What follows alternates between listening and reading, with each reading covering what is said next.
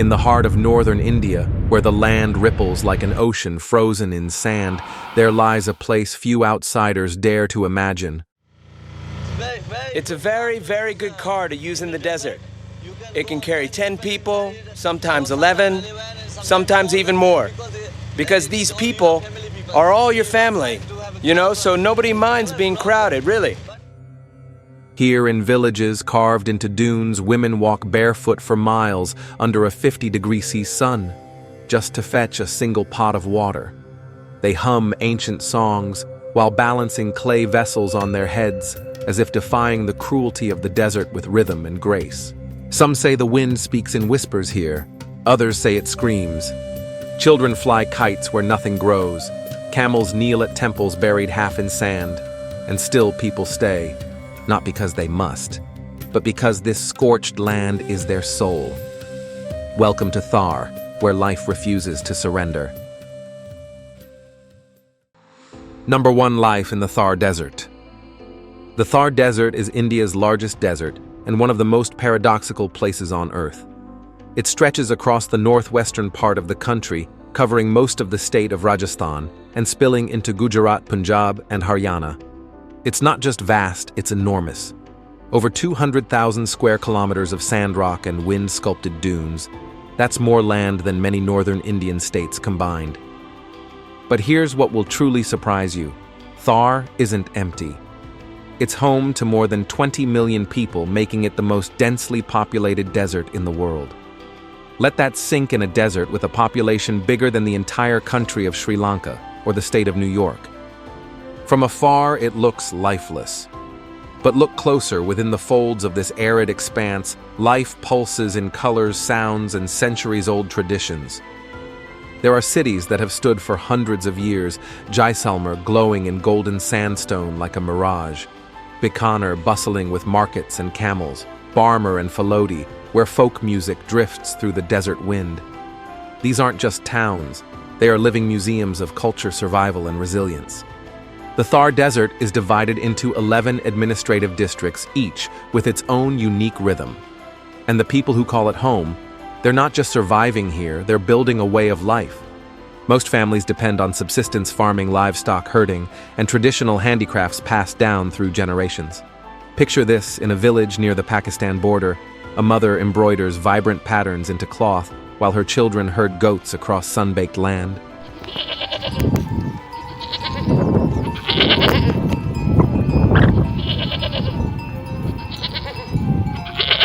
All under a sky so wide it swallows every sound. But life here doesn't move fast. It dances to the rhythm of seasons, sandstorms, and scarcity. Despite the challenges, the people of Thar have woven their identity into the desert itself. Their homes, built from sandstone, cow dung, and acacia wood, are designed to endure both blazing summers and freezing nights. Their food is minimal, their routines simple, but their spirit unbreakable. This is not the kind of desert story you expect. There are no endless caravans or lost cities buried under dunes.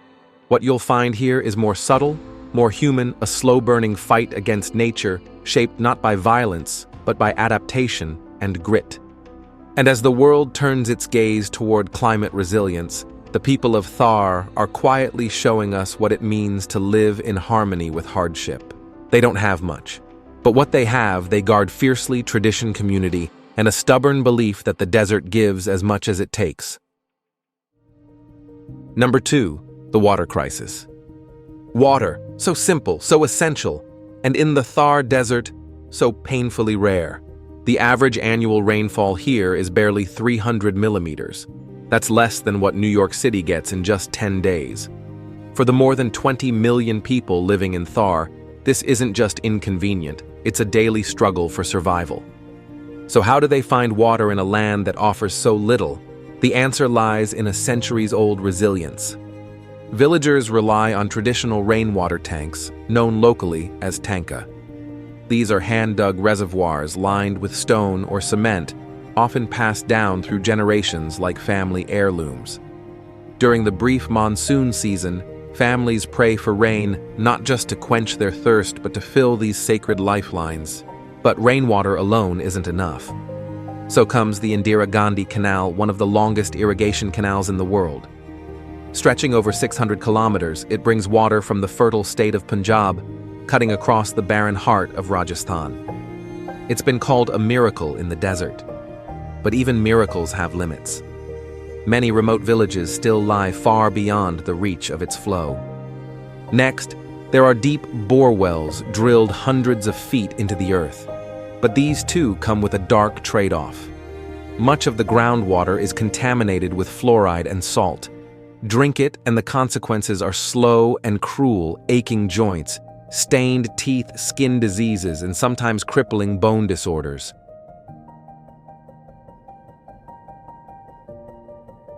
According to a 2023 report by India's Ministry of Jal Shakti, more than 60% of rural households in western Rajasthan still consume water with fluoride levels far above safe limits. And when all else fails, there are the water tankers, steel beasts rumbling through the desert, often arriving once a week, sometimes not at all. Families wait in long, winding lines under the sun, carrying plastic drums, clay pots, and hope. The cost, for many, too high. For others, not even an option. This isn't a crisis that just happened. It has been brewing for decades, and despite government initiatives and international aid, a long-term solution remains painfully out of reach. Climate change is making things worse, rains are shorter, temperatures higher, and the demand for water endless. And yet people adapt. They share, they ration, they endure. Because when you live in the Thar, you don't just drink water, you respect it, you fight for it. And above all, you learn to live with the kind of thirst that goes deeper than the throat. A thirst etched into the very bones of a land that has never begged for pity, only for rain. Number 3. Women and the weight of survival. In the Thar Desert, before the sun fully rises, women are already walking. Not for work, not for worship, but for water. Every single day, millions of women, daughters, mothers, grandmothers wake up before dawn, balance clay pots on their heads, and walk between 5 to 10 kilometers across shifting sands and scorching roads. And not once, not twice. On some days, 10 to 20 trips just to fetch enough water for their families to drink, cook, and survive. Now imagine doing that under a 50-degree-Celsius sky with no shade in sight, no paved roads, just wind dust and the weight of survival. According to a 2024 report from UN Women India, rural women in Rajasthan spend an average of 4 to 6 hours each day collecting water. That's nearly 1/4 of their entire lives gone to chasing a basic human right. Time that could have been spent earning an income, studying, resting, simply living. But in Thar, there's no room for that choice. The desert demands a quiet kind of heroism, one that doesn't wear capes but carries buckets. And in almost every household, that hero is a woman. They are the backbone of life here. They cook without running water, bathe children with rationed drops, keep homes cool using cloth soaked in precious reserve. They know exactly how many spoonfuls of water it takes to make tea and how long a pot can stretch through 3 meals. Yet for all their efforts, the toll is heavy. The endless walking leads to spinal damage, joint pain, and dehydration. In some areas, especially in the districts of Barmer and Jaisalmer, local clinics report a rising number of stress fractures and chronic fatigue disorders among women over the age of 35. And when water sources dry up, girls are pulled out of school to help. Futures are postponed for a pot. But here's what makes this even more extraordinary. Despite the exhaustion, the women of Thar laugh, they sing, they braid each other's hair as they walk. They share stories passed down for generations, stories soaked in dust, sweat, and a deep sense of pride. Their resilience is not loud, but it's unshakable. Because in Thar, water isn't just survival, it's a ritual. And carrying it, that's not just labor, it's legacy. These women don't see themselves as victims. They are protectors, providers, guardians of tradition in a land where life is anything but easy. So the next time we open a tap and water flows like magic, let's remember in places like Thar, that same miracle comes on foot, carried by the hands and shoulders of women who have turned struggle into strength.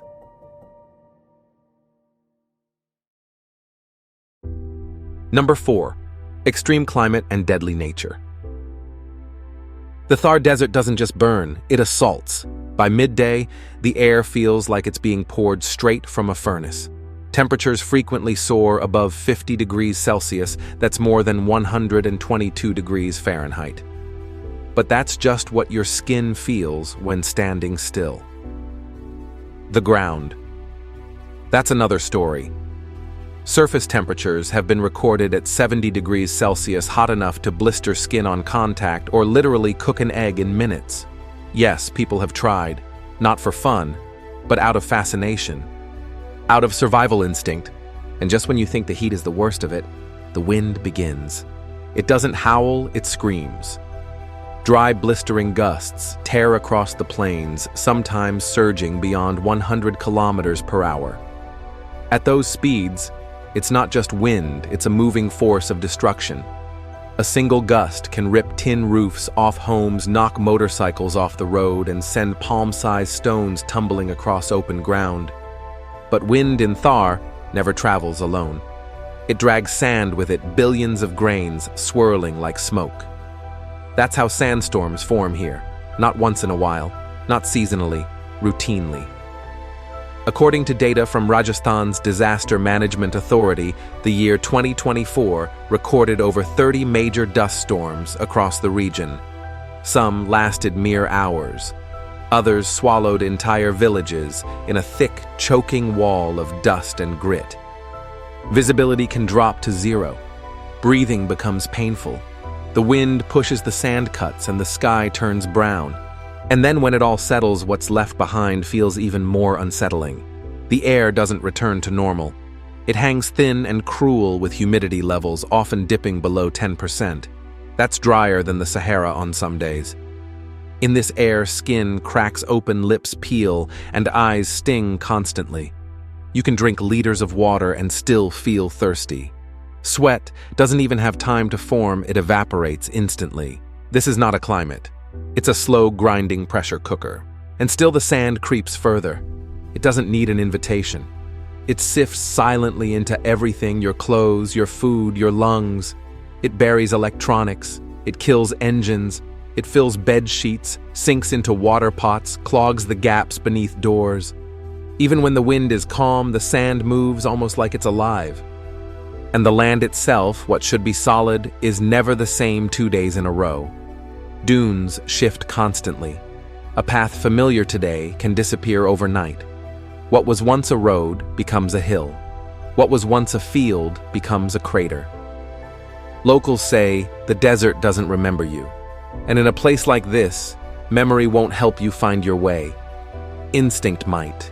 But it's not just humans who suffer here. Animals once adapted to this harsh realm are now disappearing. Camels collapse in open sun, their ribs showing through stretched skin. Cattle die in the fields. Birds fall mid-flight, wings no longer able to carry them through the burning sky. According to the Indian Wildlife Trust's 2025 report, the Thar region has lost over 20% of its native animal species in the last decade alone, wiped out by heat waves, water scarcity, and vanishing vegetation. Even plants fight their own losing battles. Only the sharpest survive, acacias with spines instead of branches, shrubs with leaves as small as fingernails to conserve every last drop of moisture. Every plant is a weapon, every thorn a warning. This is nature stripped down to its harshest form, not silent, not forgiving. In Thar, the landscape doesn't whisper, it strikes, and only those who endure it know its true power. Number 5. Poor infrastructure in the desert. In Thar, survival is architecture, but comfort, that's a luxury. Homes in the desert aren't built with bricks or concrete. They're shaped from sandstone slabs, sun-baked mud cow dung, and local acacia wood, a combination passed down through generations. The design is simple, functional, and deeply rooted in tradition. The thick walls help block out the burning heat and retain warmth at night. Some homes have no windows, some have no doors, but almost all lack one thing: modern convenience. Inside these homes, you won't find running water. You won't find air conditioning, tiled floors, or flushing toilets. Many homes in the rural districts of Rajasthan still operate without piped water or sewage systems.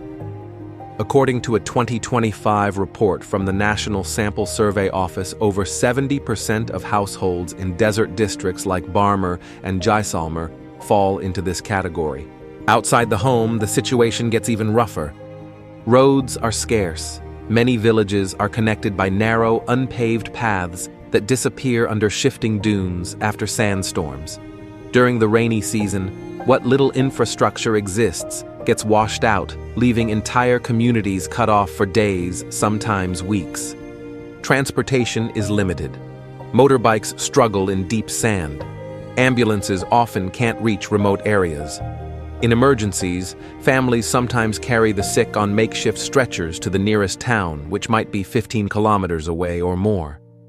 And that journey, it's under a sky that burns through clothes and skin alike. And let's not forget healthcare. The desert doesn't just lack hospitals, it lacks doctors. In some districts, the doctor-to-patient ratio is worse than 1 to 5,000. Clinics, when they exist, often run without reliable electricity or medical supplies.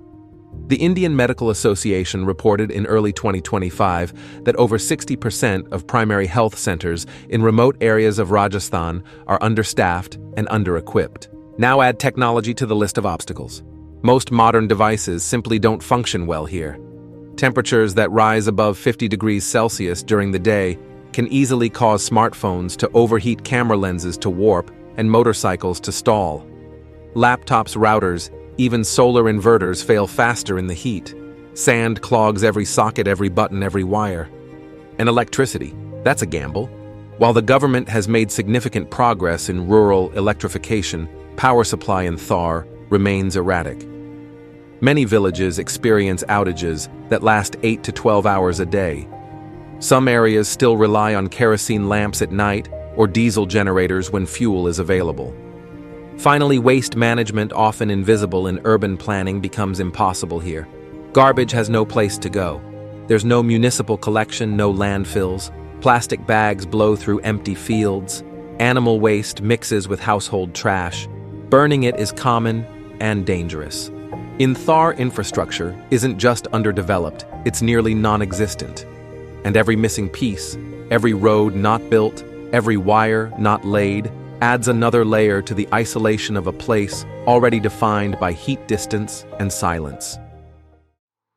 Number 6. Mining and its consequences. Under the sand lies something worth digging for. The Thar Desert may look barren, but beneath its surface is a treasure chest of minerals. Gypsum, sandstone, granite, copper, feldspar, bentonite, and calcium. Deposits. The region is packed with raw material that fuels India's construction and manufacturing sectors. In fact, as of 2025, the Thar region is responsible for producing over 90% of all gypsum used across India. That means the walls in your home, the tiles on your floor, maybe even the cement on your city sidewalk, could trace their roots back to this desert. And it's not just gypsum. Jodhpur sandstone, famous for its reddish hue, is exported across the globe. Massive slabs of Rajasthan granite are cut and polished for luxury buildings from Dubai to New York.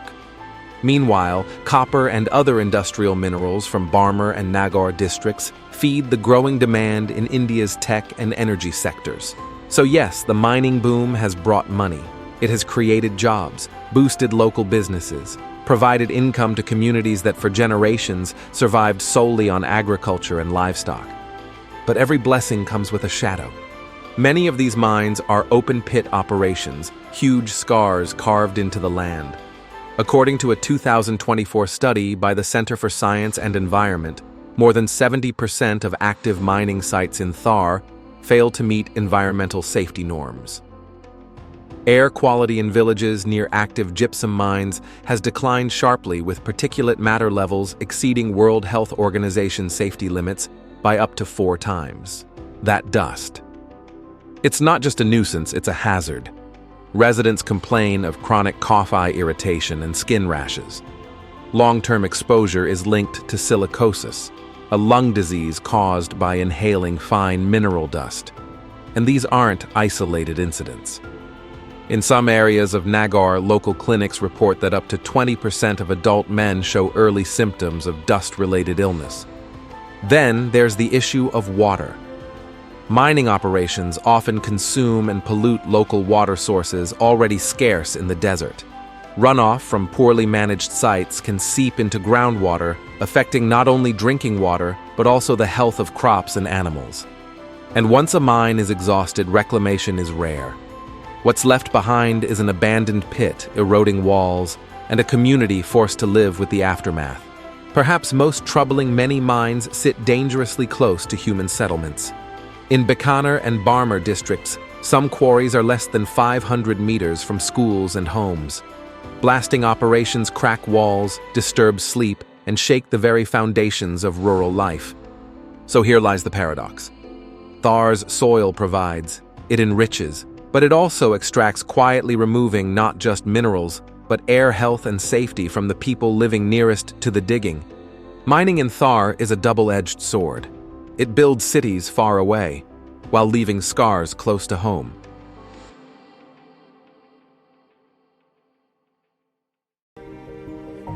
Number 7. Renewable energy in Thar. They said the desert was empty, but today it lights up cities. Welcome to Bhadla Solar Park, a shimmering sea of solar panels spread across the sunburned earth of the Thar Desert. Covering over 15,000 acres, this is not just the largest solar farm in India. As of 2025, it is officially the largest solar power plant in the world. Every day under skies that rarely know clouds, Bhadla generates more than 2,000 megawatts of electricity. To put that into perspective, that's enough energy to power an entire small state, homes, schools, factories, and streetlights, all fueled by the relentless sun that once made life here nearly impossible. But solar isn't the only source humming in the desert wind. If you drive past Barmer or Jaisalmer, you'll see them hundreds of wind turbines tall as skyscrapers, turning slowly but steadily. Thar's strong, consistent winds, sometimes blowing at over 70 kilometers per hour, make it a perfect landscape for harvesting wind energy. These turbines now contribute over 1,200 megawatts to the national grid. It's a powerful transformation. The same sun that scorches crops now powers hospitals. The same wind that once buried roads now fuels refrigerators. India, through its National Solar Mission, has invested billions in turning Thar from a forgotten frontier into a green energy hub. And it's working. By mid-2025, Rajasthan alone accounts for nearly 25% of India's total solar capacity. Thar is no longer just a desert, it's the heart of a quiet energy revolution. But as with all things in Thar, nothing comes easy. The panels at Bhadla, they need constant cleaning. Dust storms, frequent and furious, can reduce solar efficiency by up to 40% if not removed. Water already scarce is often trucked in just to wash the grime off the panels. Maintenance teams work in extreme conditions, sometimes operating at ground temperatures above 60 degrees Celsius. The wind turbines. They face their own battles. Fine sand particles blown by high-speed winds slowly erode the blades, requiring expensive replacements and high-tech protective coatings. Even the gearboxes inside, shielded by design, aren't immune to the desert's quiet, persistent invasion.